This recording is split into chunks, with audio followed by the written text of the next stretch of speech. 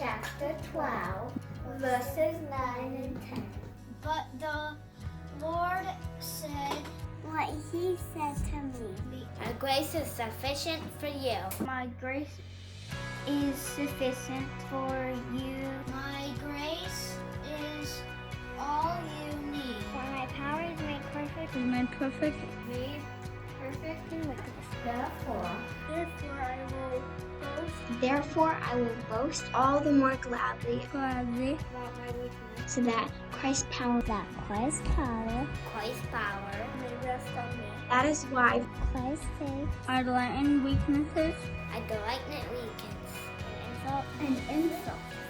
Hardships. and persecution Suffering. and difficulties. For when I am weak, And I am weak. then I am strong. Then I am strong. Amen. Hey guys, happy Mother's Day. Just got done delivering one of my packages that Paula put together. Just a little small token of the gratitude and the thanks that we have for our mothers at this church. As I'm driving around and starting to see people that I haven't seen in a while, I'm really starting to remember that staying home is nice and it has its place. It's really kind of fun for a couple days, but I'm really starting to miss seeing my church family and my extended family. Really starting to see that when you quarantine yourself and you keep yourself away, life changes. It's different, and it's not always bad, not always in a bad way. We get to, in some ways, reach out to people that we wouldn't have normally been able to reach out to. But miss seeing everybody at church, and miss getting dinner with different people here and there, and ready to start getting back towards some more normal-ish life. But this is about Mother's Day, and we just wanted to put out a special video here,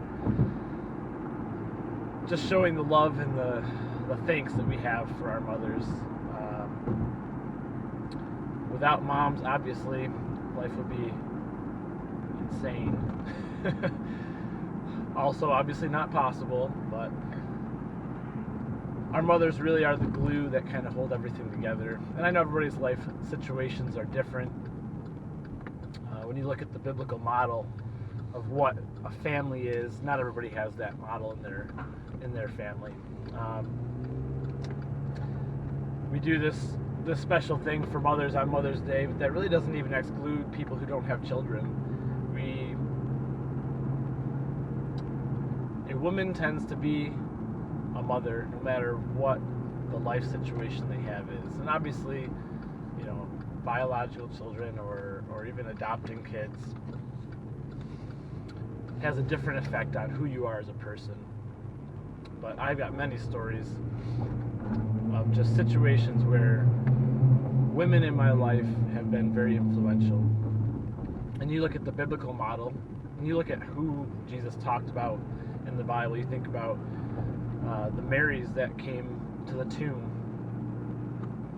Women in the Bible were not necessarily all that important, but then Jesus uses women in some profound ways. So even in a time and a culture where women are not really thought of much more than property, honestly,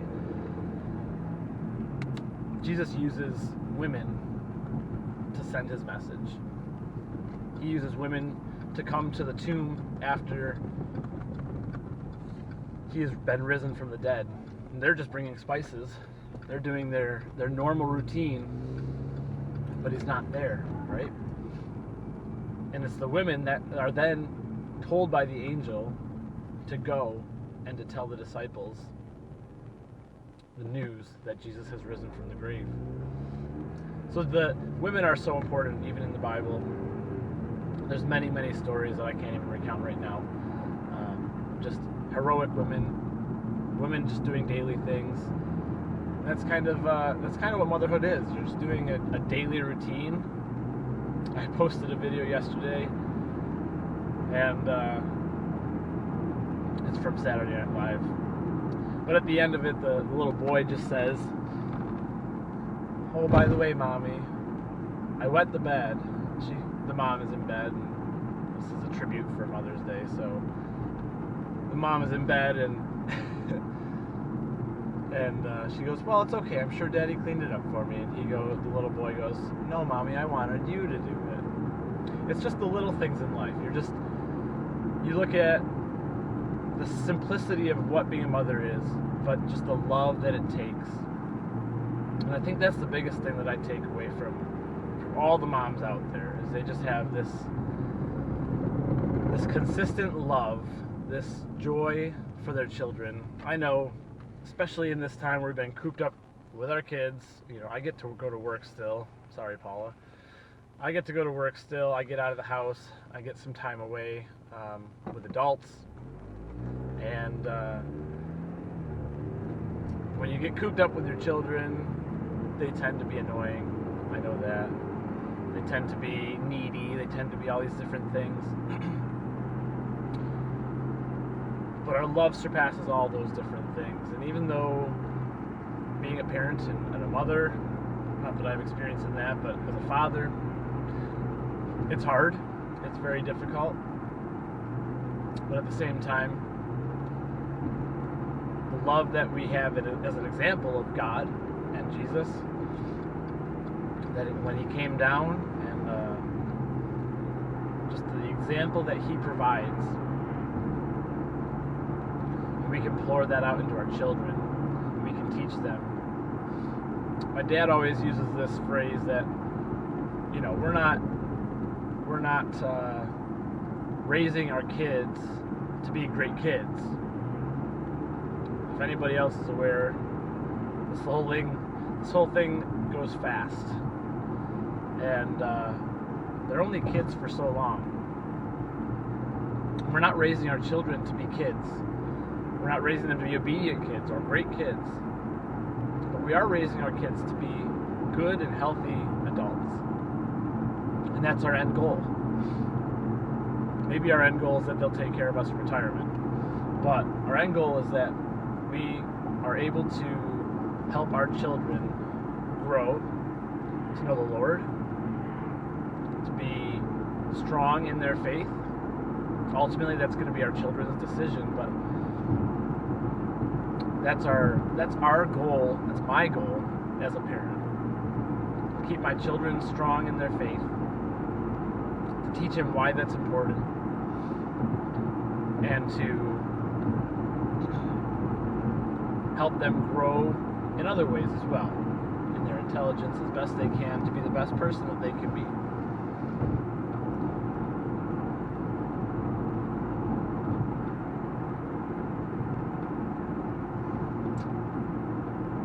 So in this time where we're closer to our parents than we're closer to our children, more involved in their lives than we ever were before, in all honesty.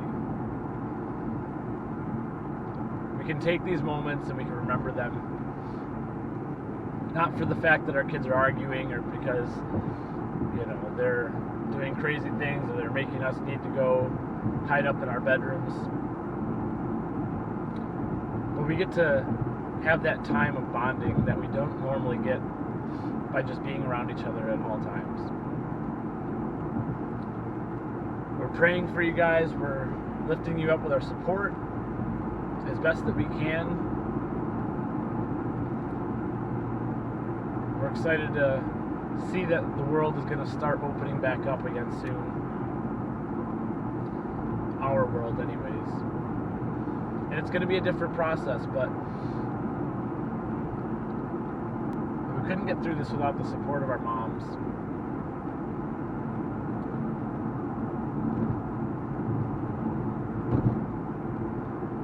Putting through all the time and the work. I just want to close and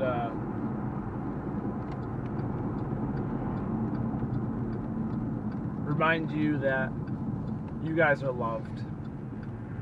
We miss you guys. We miss seeing everybody. Stay strong. Continue to love. Love like Jesus did.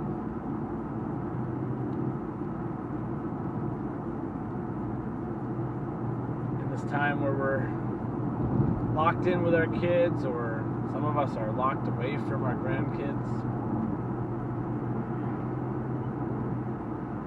it's not an ideal situation, but God can use all these things for the good. So I just encourage you, we're going to be coming out of this soon enough. Cherish the moments you have with those children. And thank you for being an awesome mom. Let's pray together. Heavenly Father, I just come to you today in thanksgiving. We thank you for the model that you've put in, for the mothers that you have given us. Each and every one of us has different realities and different experiences with our moms. But we just thank you for the love, for the nurture, for the guidance that you give us through our moms.